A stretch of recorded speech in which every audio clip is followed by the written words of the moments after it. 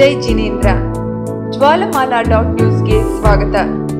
February 21, 2017 Shravanabelagola Shri ಕ್ಷೇತ್ರ ಸ್ಥಾಪಿಸಿರುವ ಚಾವುಂಡರಾಯ ಪ್ರಶಸ್ತಿಯನ್ನು ಧರಣೇಂದ್ರ ಕುರುಕುರೆ ಅವರಿಗೆ ಬೆಂಗಳೂರಿನ ಕನ್ನಡ ಸಾಹಿತ್ಯ ಪರಿಷತ್ ಸಭಾಂಗಣದಲ್ಲಿ ನೀಡಲಾಯಿತು.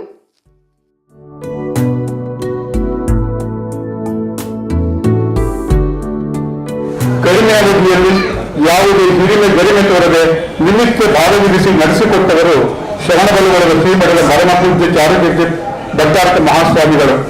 ಶ್ರೀಮಠವನ್ನು ನೀಡಿದ ದೊಡ್ಡ ಮಟ್ಟದ ಸಹಯೋಗವನ್ನು ಕನ್ನಡ ಸಾಹಿತ್ಯ ಪರಿಷತ್ ಎಂದೆಂದಿಗೂ ಕೃತಜ್ಞತೆಯಿಂದ ಸ್ಮರಿಸುತ್ತದೆ. ಕನ್ನಡ ಸಾಹಿತ್ಯ ಪರಿಷತ್ತಿನಲ್ಲಿ ಗಂಗರಸರ ಮಹಾಮಂತ್ರಿಯ ಚಾಮುಂಡರಾಯನ ಹೆಸರಿನಲ್ಲಿ 30,000 ರೂಪಾಯಿಗಳ ದತ್ತಿ ಪ್ರಶಸ್ತಿಯೊಂದನ್ನು ಶ್ರೀಮಠವು ಸ್ಥಾಪಿಸಿದ್ದು, ಕಾರ್ಯಕ್ರಮವು ಹಿರಿಯ ಗಾಯಕ ಎಂ.ಆರ್. ಅನಂತಮೂರ್ತಿಯವರ ಮಧುರ ಕಂಠದಿಂದ ಹಾಡಿದ ನಾಡಗೀತೆಯೊಂದಿಗೆ ಪ್ರಾರಂಭವಾಯಿತು. ರಾಘವ ಮಧುಸೂದನರವತರಿಸಿದ ರಾಘವ ಮಧುಸೂದನರವತರಿಸಿದ ಭಾರತ ಜನನಿಯ ತನುಜಾತೆ ಜಯ ಹೇ ಕರ್ನಾಟಕ ಮಾತೆ. ಸಾಹಿತ್ಯ ಪರಿಷತ್ತು ಶ್ರೀ ಚೆನ್ನೇಗೌಡರವರು ಸ್ವಾಗತಿಸಿದರು. ಹಮ್ಮಿಕೊಂಡಿದೆ.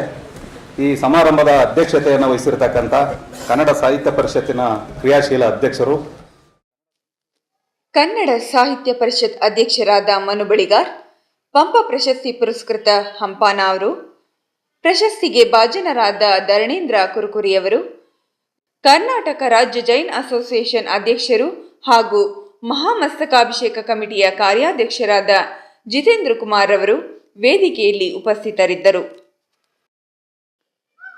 ಮನು ಬಳಿಗಾರ್ರವರು ಪ್ರಾಸ್ತಾವಿಕ ನುಡಿಗಳನ್ನಾಡಿ ಜೈನ ಧರ್ಮದ ಗುಣ ತತ್ವಗಳು ಹಾಗೂ ಚಾವುಂಡರಾಯ ಪ್ರಶಸ್ತಿಯ ಅರ್ಹತೆಗಳ ಬಗ್ಗೆ ಹೇಳಿದರಲ್ಲದೆ ಗೊಮ್ಮಟ ಮೂರ್ತಿಯ ವೈಭವದ ಬಗ್ಗೆ ಹೆಮ್ಮೆಯ ನುಡಿಗಳನ್ನಾಡಿದರು.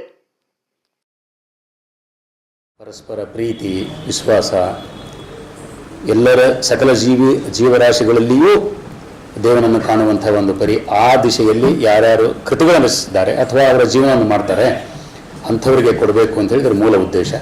ಈಗಾಗಲೇ ನಾಡಿನ ಹಿರಿಯ ಸಾಹಿತಿಗಳಿಗೆ, ಆ ತತ್ವದಲ್ಲಿ ನಂಬಿಕೆ ಇಟ್ಟು ಬಂದಂಥ ಪೂಜ್ಯರಿಗೆಲ್ಲ ಈ ಪ್ರಶಸ್ತಿ ನೀಡಲಾಗಿದೆ. ಈ ವರ್ಷದ ಆಯ್ಕೆ ಸಮಿತಿಯಲ್ಲಿ ನಾವು ಎಲ್ಲರೂ ಒಮ್ಮತದಿಂದ ಈ ಸಾರಿಯ ಪ್ರಶಸ್ತಿಯನ್ನು ಈ ಕ್ಷೇತ್ರದಲ್ಲಿ ಸಾಕಷ್ಟು ಕೆಲಸ ಮಾಡಿದವರು ಮತ್ತು ಆ ತತ್ವಗಳನ್ನು ತಮ್ಮ ಜೀವನದಲ್ಲಿ ನಡೆಸಿಕೊಂಡಂಥವರು ಪ್ರೊಫೆಸರ್ ಧರ್ಮೇಂದ್ರ ಕುರುಕುರೆ ಅವರು ಕೊಟ್ಟರೆ ಬಹಳ ಯೋಗ್ಯ ಆಗ್ತದೆ ಅಂತ ಒಂದು ವಿಚಾರ ಬಂತು.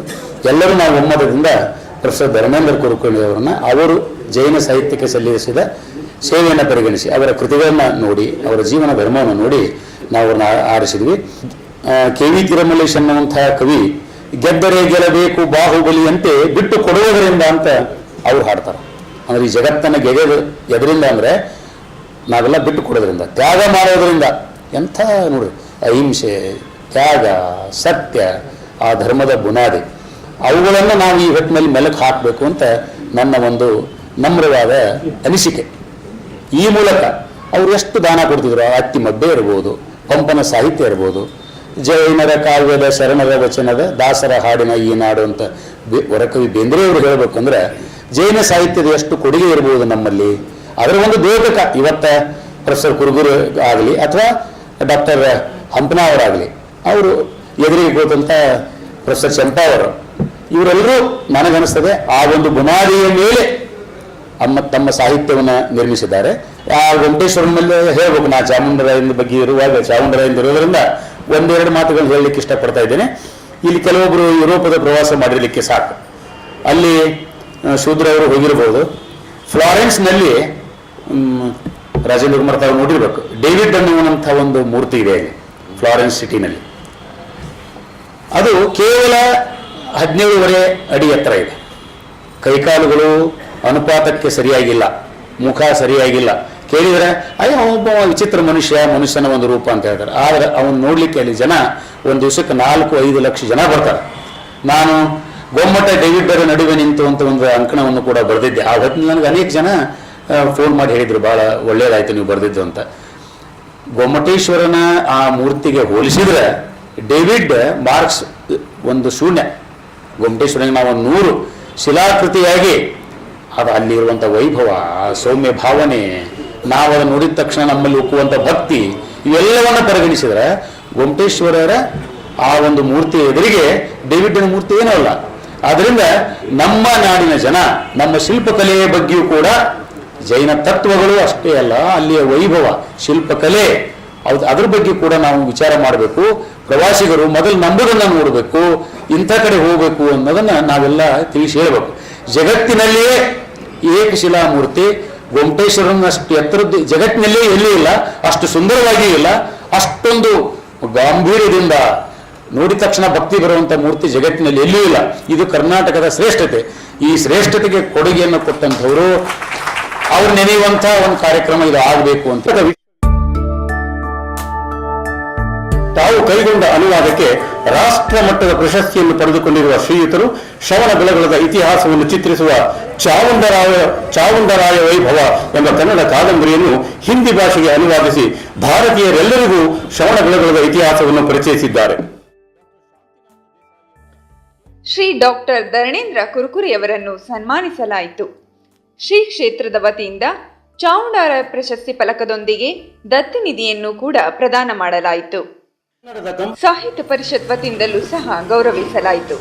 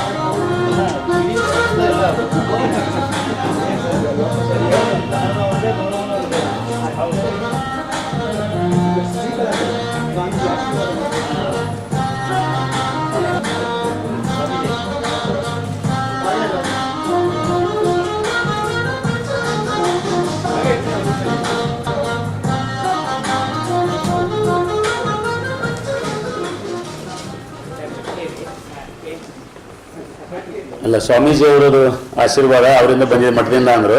ಇಡೀ ಕಾರ್ಯಕ್ರಮದ ಎಲ್ಲನೂ ಸ್ವಾಮೀಜಿಯವರ ಆಶೀರ್ವಾದದಿಂದನೇ ಬಂದಿದೆ. ಇಲ್ಲಿ ಹಣ ಇಟ್ಟಿದ್ದು ಅವರೇನೆ. ಅನ್ನಕ್ಕೆ ನಾ ತರ್ತಾ ಇದ್ದೀನಿ.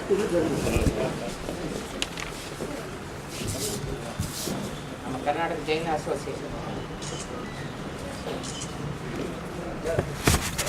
ಆಮೇಲೆ ಬೇರೆಯವರು ಆಮೇಲೆ ಹಾಕ್ಬೋದು ಸಮಾರಂಭ ಮುಗಿದ್ಮೇಲೆ.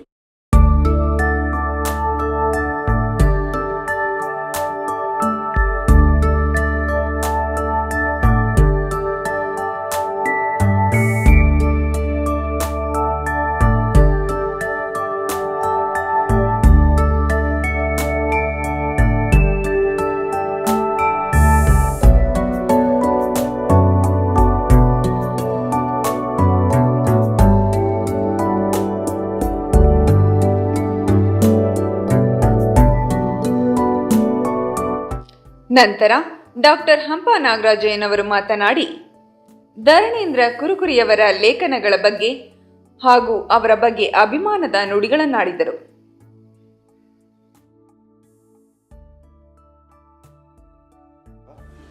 ಮತ್ತು ಶ್ರವಣಬೆಳಗೊಳ ಮಠದ ಪ್ರತಿನಿಧಿಯಾಗಿ ಈ ಸಮಾರಂಭದಲ್ಲಿ ಗೌರವ ಅತಿಥಿಗಳಾಗಿ ಭಾಗವಹಿಸಿರ್ತಕ್ಕಂಥ ಶ್ರೀ ಎಸ್ ಜಿತೇಂದ್ರ ಕುಮಾರ್ ಅವರೇ, ಪ್ರೀತಿಯ ಸಭಿಕರೇ, ಧರಣೇಂದ್ರ ಕುರುಕುರಿಯನ್ನು ಕುರಿತು ಹೇಳಬೇಕಾದ ಮಾತುಗಳನ್ನು ಈಗಾಗಲೇ ಅವರನ್ನು ಕುರಿತು ಪರಿಚಯದ ಮಾತುಗಳಲ್ಲಿ ಪ್ರಸ್ತಾಪಿಸಿದ್ದಾರೆ. ಏನೆಂದರೆ, ನಮ್ಮ ಧರಣೇಂದ್ರ ಕುರುಕುರಿ ಅವರು ಮುಗದದ ಊರಿನವರು. ಅವ್ರ ಮನೆಗೆಲ್ಲ ನಾನು ಹೋಗಿದ್ದೀನಿ. ಅವರ ತಂದೆಯವ್ರನ್ನು ನಾನು ಬಲ್ಲವನು. ಅವರ ತಂದೆ ನನಗೆ ಕೊಟ್ಟ ಒಂದು ಚಾ ಅವ್ರ ಮನೆಯಲ್ಲಿ ಜಗತಿ ಮೇಲೆ ಕುಡಿಸಿ ಮನೆ ಮುಂದೆ ನಾವು ನಡೆಸಿದ ಮಾತುಕತೆ ಅದೆಲ್ಲ ನನಗಿನ್ನೂ ಹಸಿರಾಗಿದೆ. ನನ್ನ ಸ್ಮೃತಿ ಪಟಲದಲ್ಲಿ ಅದಿನ್ನೂ ತಂಪಾಗಿ ಆರ್ದ್ರವಾಗಿ ಇದೆ, ಅದಿನ್ನೂ ಒಣಗಿಲ್ಲ. ಅವ್ರ ಮನೆ ಮುಂದೆನೇ ಪಾರ್ಶ್ವನಾಥ ಬಸದಿ ಇದೆ ಸ್ವಲ್ಪ ದಿನ್ನೆ, ಅದು 11-12ನೇ ಶತಮಾನದ್ದು. ಅದಕ್ಕೆ ಸಂಬಂಧಪಟ್ಟಂತಹ ಶಾಸನ ಕೂಡ ಉಂಟು. ಅದೆಲ್ಲ ನಾನು ಅಧ್ಯಯನ ಮಾಡಿದ್ದೇನೆ, ನನ್ನ ಪುಸ್ತಕಗಳಲ್ಲಿ ಬರೆದಿದ್ದೇನೆ. ಆ ಬಸದಿಯ ಪಾರ್ಶ್ವನಾಥ ಬಸದಿಯ ಸಂಬಂಧಪಟ್ಟ ಒಂದು ಶಾಸನದಲ್ಲಿ ಅಲ್ಲಿ ನಾಟಕ ರಚನೆಗೆ ಬೇಕಾದಂತಹ ಸಂಗತಿಗಳು ಆ ಶಾಸನದಲ್ಲಿವೆ. ನಾಟಕದ ರಚನೆಗೆ, ನಾಟಕದ ಅಭಿನಯಕ್ಕೆ ಸಂಬಂಧಪಟ್ಟ ಒಂದು ಪ್ರೋತ್ಸಾಹ ಮತ್ತು ಅದಕ್ಕೆ ಒಂದು ಅವಕಾಶವನ್ನು ಕಲ್ಪಿಸಿದ ವಿವರಣೆ ಏನಿದೆ ಅದು ಬಹಳ ಅಪರೂಪವಾದದ್ದು. ಉಭಯ ಭಾಷೆಗಳಲ್ಲಿ ಹಿಂದಿ ಮತ್ತು ಕನ್ನಡ ಸಮದಂಡಿಯಾದ ಪ್ರಭುತ್ವವನ್ನಿಟ್ಟುಕೊಂಡು ಎರಡರಲ್ಲೂ ಕೃತಿ ರಚನೆ ಮಾಡಿರುವ ಕೆಲವೇ ಲೇಖಕರಲ್ಲಿ ಗಣ್ಯರು ಮತ್ತು ಅಗ್ರಗಣ್ಯರು ಧರಣೇಂದ್ರ ಕುರುಕುರಿ. ಶ್ರೀ ಎಸ್ ಜಿತೇಂದ್ರ ಕುಮಾರ್ ಅವರು ಅಖಿಲ ಭಾರತ ಕನ್ನಡ ಸಾಹಿತ್ಯ ಸಮ್ಮೇಳನ ಶ್ರವಣಬೆಳಗೊಳದಲ್ಲಿ ನಡೆದ ಸಂದರ್ಭವನ್ನು, ಶ್ರವಣಬೆಳಗೊಳದ ಪೂಜ್ಯ ಶ್ರೀಗಳ ಉದಾತ್ತ ಸಹಕಾರವನ್ನು ನೆನಪಿಸಿಕೊಂಡರು. ಹಾಗೂ ಪ್ರಶಸ್ತಿ ಪುರಸ್ಕೃತರಾದಂಥ ಡಾಕ್ಟರ್ ಧರಣೇಂದ್ರ ಕುರುಕುರಿ ಅವರೇ, ವೇದಿಕೆಯ ಮುಂಭಾಗದಲ್ಲಿರುವಂಥ ಆತ್ಮೀಯ ಧರ್ಮ ಬಂಧುಗಳೇ, ಇವತ್ತು ನಿಜವಾಗಲೂ ನಮಗೆ ಬಹಳ ಒಂದು ಪ್ರಶಸ್ತವಾದ ದಿನ ಅಂತ ನಾನಂತೂ ಭಾವಿಸ್ತೇನೆ. ಡಾಕ್ಟರ್ ಧರಣೇಂದ್ರ ಕುರುಕುರಿ ಅವರ ಬಗ್ಗೆ ಈಗಾಗಲೇ ಹಂಪ ನಾಗರಾಜಯ್ಯನವರು ಸಾಕಷ್ಟು ಹೇಳಿದ್ದಾರೆ, ಹಾಗೂ ನಮ್ಮ ಡಾಕ್ಟರ್ ಮನು ಬಳಿಗಾರ್ ಅವರು ಈಗಾಗಲೇ ಹೇಳಿದ್ದಾರೆ. ಇದರಲ್ಲಿ ಒಂದು ವಿಷಯ ಡಾಕ್ಟರ್ ಮನು ಬಳಿಗಾರ್ ಅವರು ಪ್ರಸ್ತಾಪ ಮಾಡುವಾಗ ಕನ್ನಡ ಅಖಿಲ ಭಾರತ ಕನ್ನಡ ಸಾಹಿತ್ಯ ಸಮ್ಮೇಳನದ ಸಂದರ್ಭದಲ್ಲಿ ಶ್ರವಣಬೆಳಗೊಳದಲ್ಲಿ ನಡೆದಂಥ ಊಟೋಪಚಾರದ ವ್ಯವಸ್ಥೆ ಬಗ್ಗೆ ಹೇಳಿದರು. ಆ ಸಂದರ್ಭದಲ್ಲಿ ನಾನು ಊಟೋಪಚಾರದ ವ್ಯವಸ್ಥೆಯ ಅಧ್ಯಕ್ಷನಾಗಿ ಕಾರ್ಯನಿರ್ವಹಣೆ ಮಾಡಿದ್ದೆ.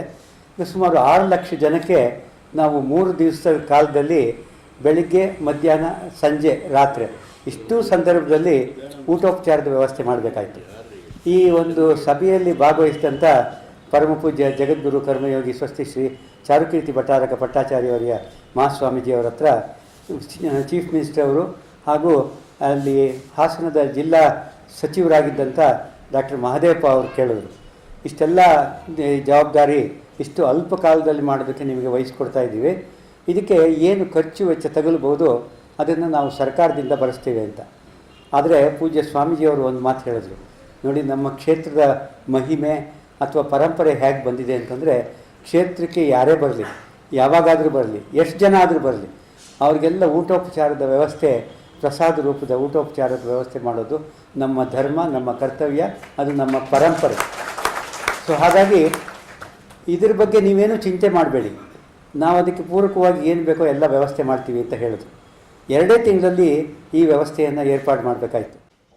ಡಾಕ್ಟರ್ ಧರಣೇಂದ್ರ ಕುರುಕುರಿ ಅವರು ಮಾತನಾಡಿ, ಶ್ರೀ ಕ್ಷೇತ್ರದ ವತಿಯಿಂದ ನೀಡುತ್ತಿರುವ ಪ್ರಶಸ್ತಿಯ ಬಗ್ಗೆ ಮನಸ್ಫೂರ್ತಿಯಾಗಿ ವಂದನೆಯನ್ನು ಸಲ್ಲಿಸಿ, ತಮ್ಮ ಪ್ರೀತಿ ಪಾತ್ರ ಸ್ನೇಹಿತರುಗಳ ಉಪಸ್ಥಿತಿ ಹಾಗೂ ಸಹಕಾರಕ್ಕೆ ವಂದನೆಗಳನ್ನು ಸಲ್ಲಿಸಿದರು. ಯಾಕಂದ್ರೆ ಒಂದು ಕಡೆಗೆ ಪ್ರಶಸ್ತಿ ಸಿಕ್ಕಿದ್ದು ಸಂತೋಷ, ದೊಡ್ಡ ಸಂತೋಷ. ಅದಕ್ಕೆ ನಾನು ಡಾಕ್ಟರ್ ಮನು ಬಳಿಗಾರ್ ಅವರಿಗೆ, ಜಿತೇಂದ್ರ ಕುಮಾರ್ ಅವರಿಗೆ ಮತ್ತು ಶ್ರವಣಬೆಳಗೊಳದ ಮಹಾಸ್ವಾಮಿಗಳಿಗೆ ನಾನು ಬಹಳ ಗೌರವದಿಂದ ಭಕ್ತಿಪೂರ್ವಕವಾಗಿ ನಮನಗಳನ್ನು ಸಲ್ಲಿಸ್ತೇನೆ. ಜೊತೆಗೆ ಹಂಪನ ಅವರು ಕೂಡ ನನ್ನ ಬಗ್ಗೆ ಬಹಳ ಪ್ರೀತಿಯಿಂದ ಮಾತಾಡ್ಯಾರ. ಅವರು ಬರೆದ ಕವನವನ್ನೊಮ್ಮೆ ಅವರಿಂದಲೇ ಆಲಿಸೋಣ ಬನ್ನಿ. ಒಂದು ದೊಡ್ಡ ಕನ್ನಡಿ ಮಾರಾಟಕ್ಕಿಟ್ಟಿದ್ರು. ಅಂಗಡಿಕಾರ ಹೋಗೋ ಮಂದಿ ಕರೆದು ತನ್ನ ಕನ್ನಡಿ ಕರಾಮತ್ತು ಹೇಳುತ್ತಿದ್ದ.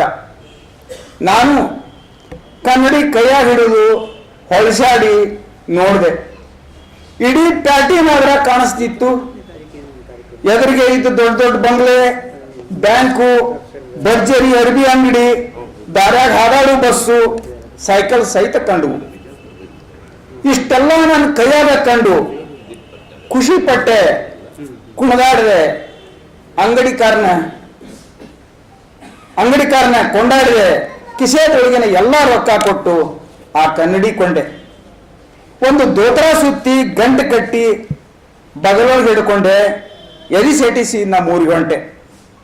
ಇಡೀ ಧಾರವಾಡ ಪ್ಯಾಟಿನ ನನ್ನ ಗಂಟಿನೊಳಗೆ ಹೆಡಮುರುಗಿ ಕಟ್ಟಿದ್ದೆ. ಇಡೀ ಧಾರವಾಡ ಪ್ಯಾಟಿನ ನನ್ನ ಗಂಟಿನೊಳಗೆ ಹೆಡಮುರುಗಿ ಕಟ್ಟಿದ್ದೆ. ಮನೆಗೆ ಬಂದು ನಿಲ್ಲೋ ಪುರ್ಸೊತ್ತಿಲ್ದೆ ನಾ ಕೊಂಡ ಕನ್ನಡಿ ಕತಿ ನನ್ನ ಹೆಂಡತಿಗೆ ಹೇಳಿದೆ. ಊರೆಲ್ಲ ನೋಡ್ಲಿ ಅಂತ ಗಂಟು ಬಿಚ್ಚಿ ಬಾಗಲ್ದಾಗಿಟ್ಟೆ. ಎಷ್ಟೋ ವರ್ಷ ನೋಡಿದ್ರು ಒಂದು ಬಂಗ್ಲೆ ಕಾಣಲಿಲ್ಲ, ಒಂದು ಬಸ್ ಕಾಣಲಿಲ್ಲ, ಒಂದು ಬ್ಯಾಂಕು, ಕಾರು, ಸೈಕಲ್ ಸಹಿತ ಕಾಣಲಿಲ್ಲ, ಭರ್ಜರಿ ಅರಿವಿ ಅಂಗಡಿ ಕಾಣಲಿಲ್ಲ. ಕಂಡದ್ದು ಬಡಕೆತ್ತು ಜೋಲುಮಾರಿ ರೈತರು, ಹರಕಂಗಿ ಹುಡುಗರು, ಮುರುಕ್ ಮನಿಗಳು. ಕಂಡದ್ದು ಬಡಕೆತ್ತು ಜೋಲುಮಾರಿ ರೈತರು, ಹರಕಂಗಿ ಹುಡುಗರು, ಮುರುಕ್ ಮನಿಗಳು. ಇವನವನ ಅಂತ ಸಿಟ್ಟು ಗೆದ್ದು ಎತ್ತಿ ಕನ್ನಡಿ ಒಗೆದ್ರೆ ಒಡಗು 100 ಚೂರು. ಎಲ್ಲ ಚೂರಿನೊಳಗೂ ಜೋಲುಮಾರಿ, ಹರಕಂಗಿ, ಮುರುಕ್ ಮನಿಗಳು. ನಮಸ್ಕಾರ.